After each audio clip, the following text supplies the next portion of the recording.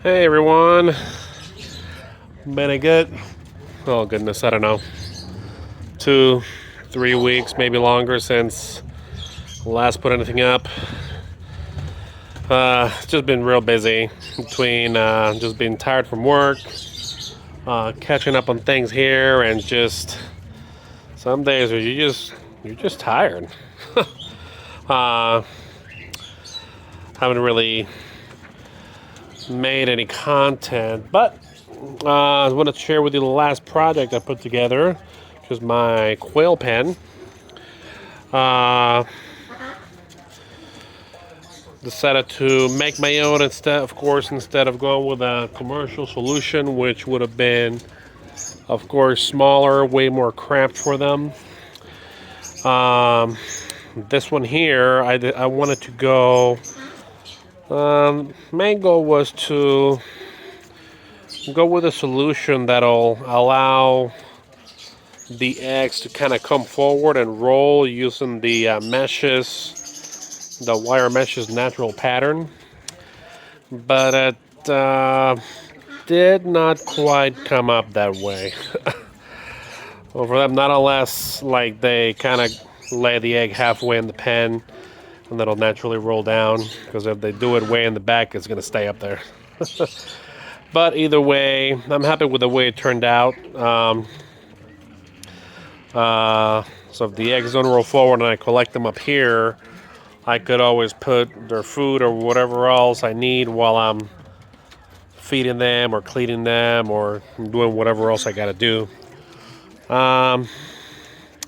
Decided to put multiple doors for them. I got 4 small ones that I'm using right now for their water.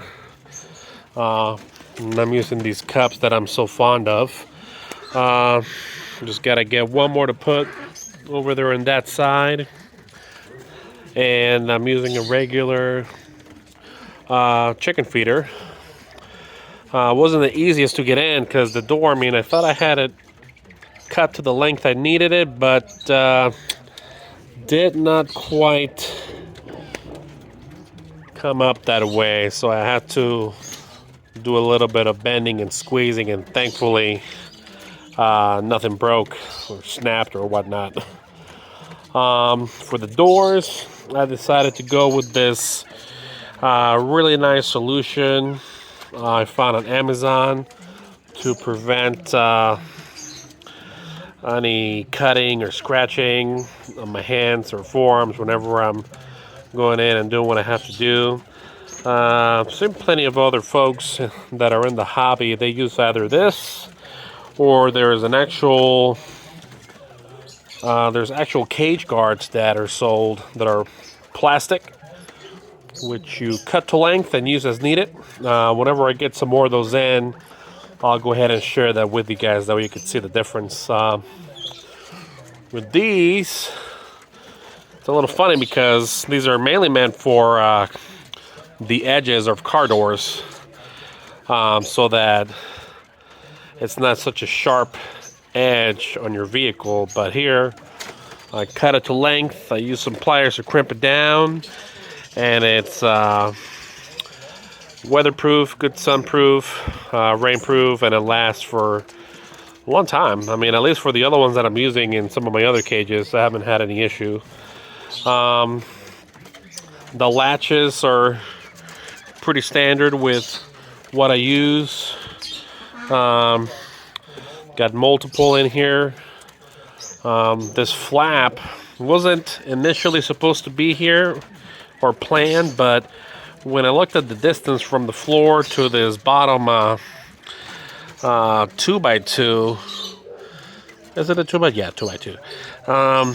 I didn't want some of the smaller quail to weasel their way out. And for those of you who have never held a quail in your hands, it's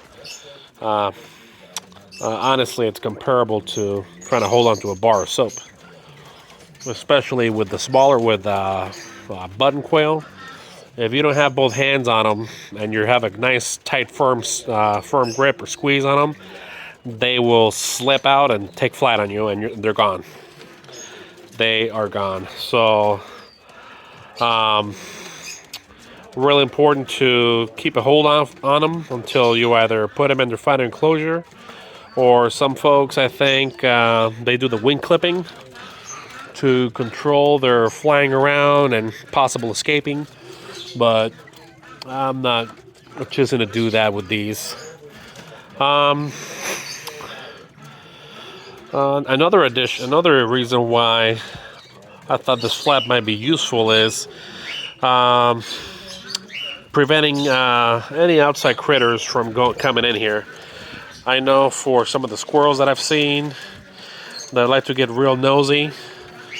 Not particularly hawks, even though I have seen one that was perched on top of the button quail pen that I have, and it was really mainly upset because it couldn't get any since they were all locked up. But in here, let me get a little closer. I have 15 total. 6 to 7 males, the rest female. Got one of them that seems to be the main dude. I just cannot remember which one it is. But he's the one that does the main servicing on all the girls that I've seen, at least. I don't know what happens when I'm not around.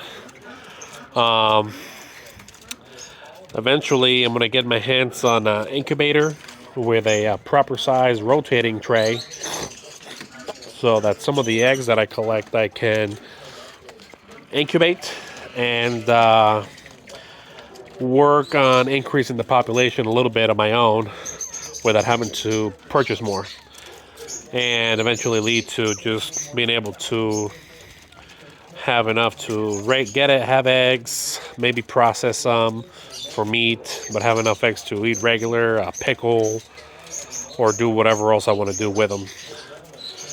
For the roof, I decided to go with this nice, clear choice. Very light to work with, but it is rather difficult to cut to length.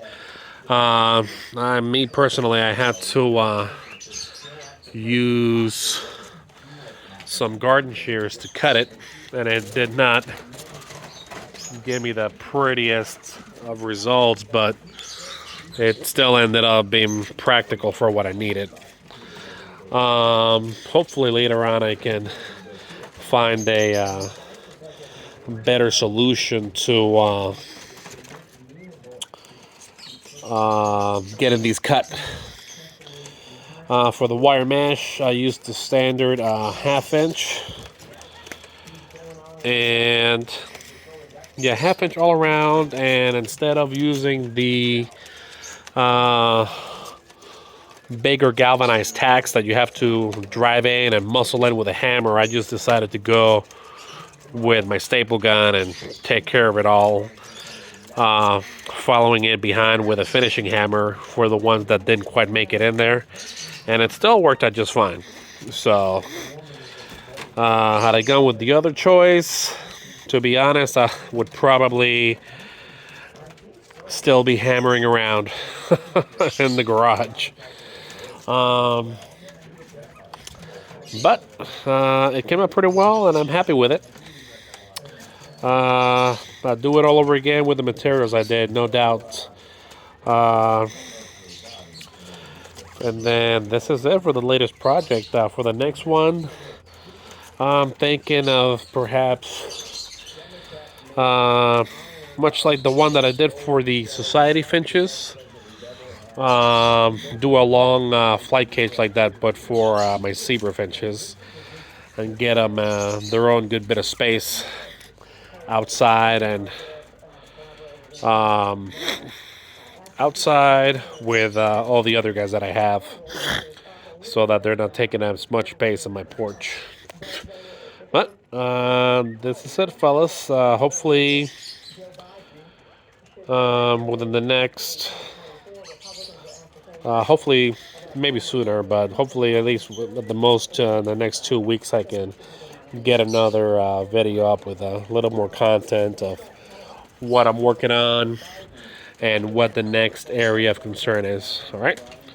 Well, have a good one, everyone. Take care. Bye.